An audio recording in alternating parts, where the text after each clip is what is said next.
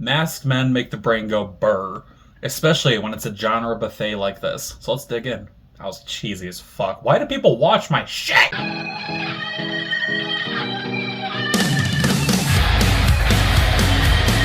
Welcome to Reno Does Music, where today we're looking at the newest album from the band Sleep Token, called Take Me Back to Eden. This is a commission from my friend Kara and a long overdue album for me to take a look at for a number of reasons.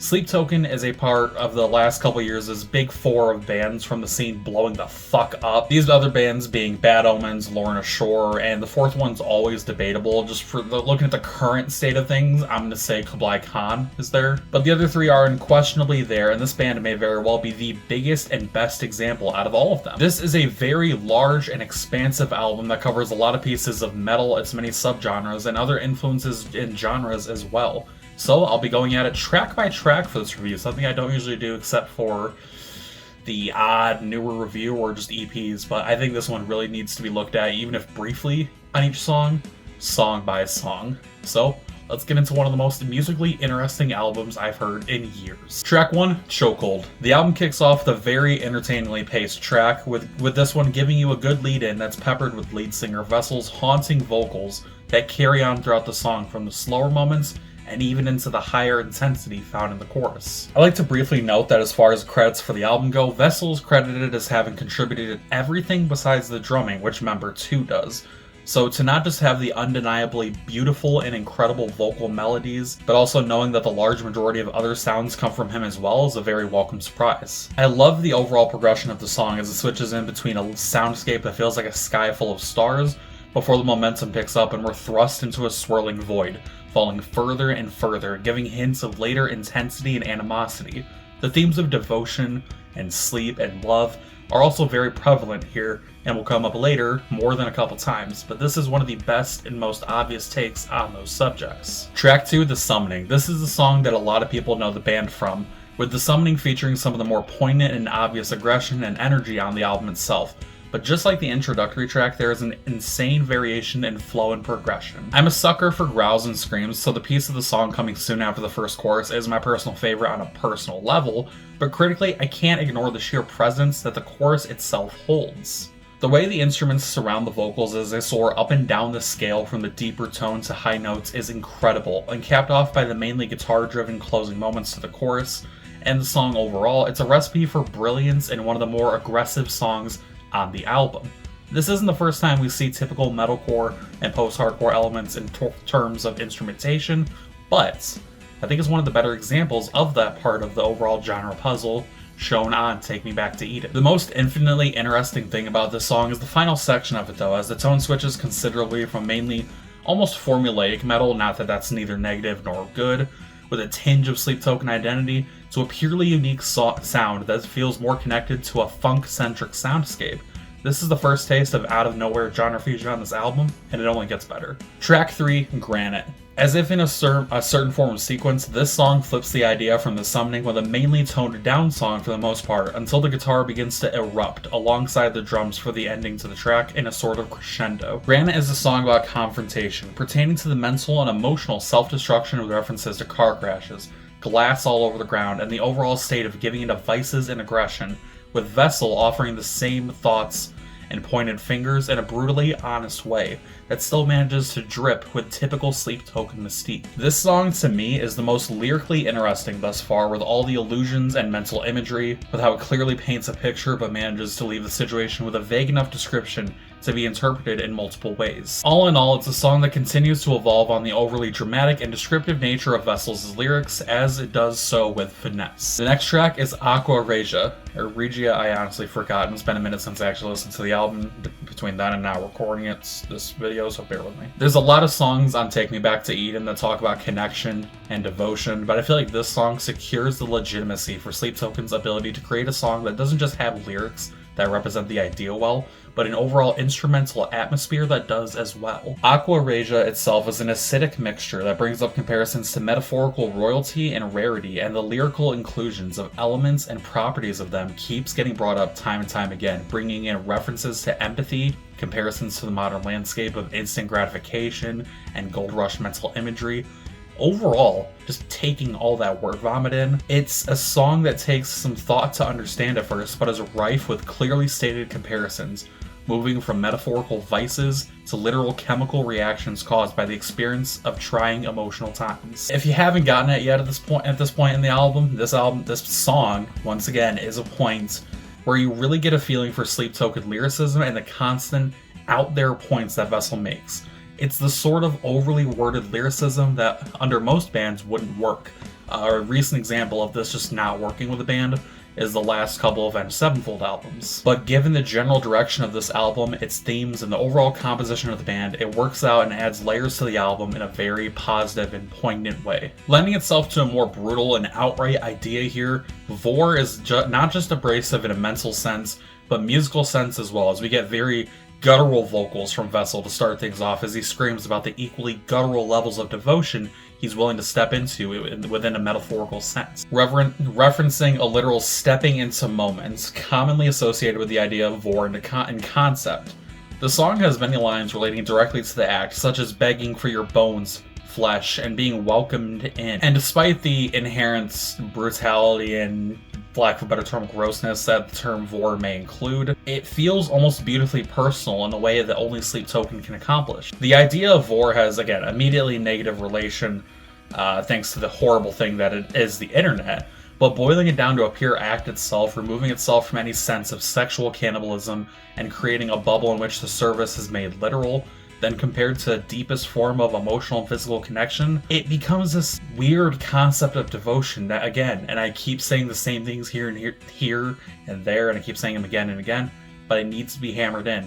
Only Sleep Token can make this work, because their overall look, their identity, and their dedication to concepts and, once again, devotion. The next song in is Ascensionism, and a lot of the album thus far has been vulnerable, all of it really.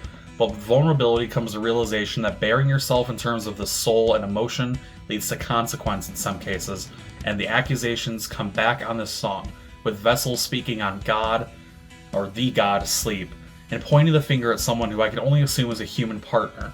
Showing off the comparison of the results of a devotion to an ideology and a concept, whether it be half algorithm and half deity, such as the lyrics refer to Sleep as, or pure human form, and this track serves as a point where I started to fully grasp the ideas and concepts being laid out to me in detail thus far. Sleep Token is a project built on subtle lyrical hints and ideas that come back, get re-referenced and referenced to, returned to, and evolved further over time.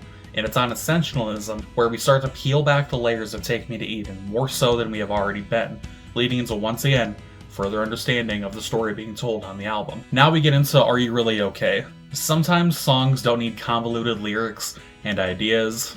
They can just communicate an idea that isn't just as strong as previous material, but as important as the other forms of love and longing shown. Are You Really Okay is a song that, in my opinion, is very obviously about self-harm in one way or another, with lines like dripping crimson on the carpet, painting a very solid picture in your mind of what's being described. Vessel's pleading with the subject here in a very desperate manner to not hurt themselves, to be vulnerable for just a moment and bare their soul and mind to them, and admit that if they aren't okay. The final lines are a repetitive plea to not hurt yourself, and the tie into devotion that this shows is the fear for others' safety and well-being, tying into the album's themes smoothly, while also just being a beautiful track overall. A lot of people call this song a skip, and I absolutely disagree. The apparition describes the figure in Vessel's dreams maybe being asleep themselves, but also maybe being a figure without a solid identity that appears time and time again and is seemingly familiar in a very personal way, causing him to constantly question the legitimacy of their presence,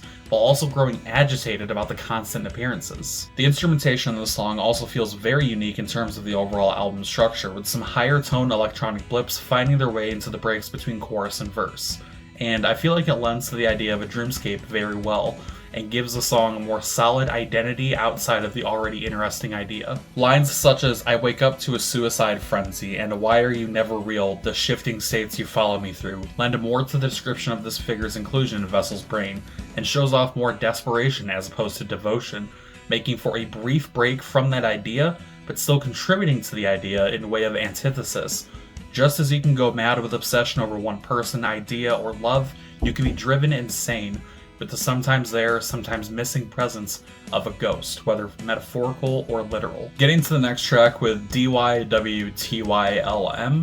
I really enjoyed the shift in ideas 2 tracks in a row here, now switching from obsession to resolution with this song as it deals with the feelings of rejection and reflection, almost showing itself as a song to represent the transition from one album to the other, a late album break that looks to reflect in musical terms and literal terms. This is pretty great. It's not too long until hints of desperation and a form of devotion come back through though, as they do with the outro's echoed words found within the repeating lyrics, "Smile back at me, please smile back at me." Next up we have Rain. The closing moments of this album continue to leave me satisfied and thinking further on the themes of the album overall, especially with Rain here.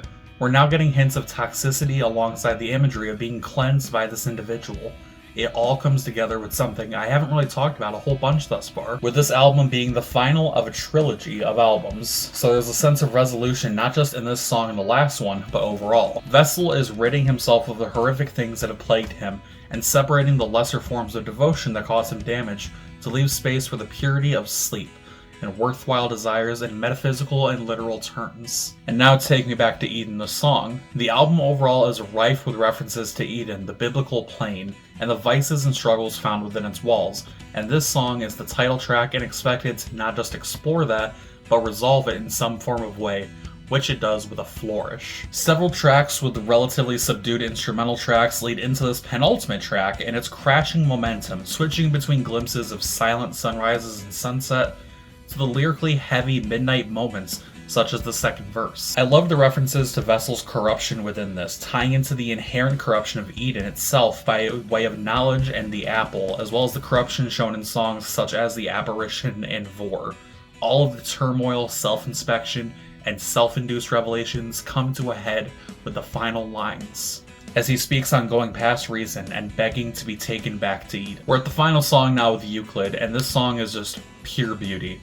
From the effortless piano to the lyrical callbacks to not just the album, but the overall band's discography and story that has been told throughout this album and the past too. Hearing this song had me regretting not previously having listened to either Sundowning or This Place Will Be Your Tomb, because even with just the knowledge of the concepts and stories found within Take Me Back to Eden, Euclid is the perfect way to close the story, by touching on every element and idea and bringing it together in a song that doesn't just execute a great blend of momentum and pacing, but lyrically stands on 2 strong legs propelled by, as I said earlier, callbacks and reflection. This is one of the best outro tracks I've ever heard in my life for any genre, really. Maybe this is a cold take at this point, or maybe it's a hot take, but Take Me Back to Eden is a revolutionary album for the metal genre in its current state, despite what people say about the band. Whether it's alternative or even pop influenced, the band in this album sits within that genre and space, and outdoes most any other band seeking to bring in influence from other genres and spaces within music, as this album manages to perfectly replicate not just those genres mentioned, but more. Even further delving into metal with djent, backtracking to R&B, and then performing their own perfect circle and loop to go through it all over again in a recipe for a perfect album. It's not often that I find a perfect album, but this has found its way into a very special sect of my musical taste and preference. Take Me Back to Eden by Sleep Token is without a doubt, without flaw, and is the first album on my channel to get a 10 out of 10 score. This album is perfect. And that's the review. Let me know what you guys think down in the comments section below. Do you guys enjoy Take Me Back to Eden? Are you a Sleep Token fan? Have you never heard of the band before? Let's talk about it. Hope you're having a good day. I hope you're staying hydrated. I'll see you next time.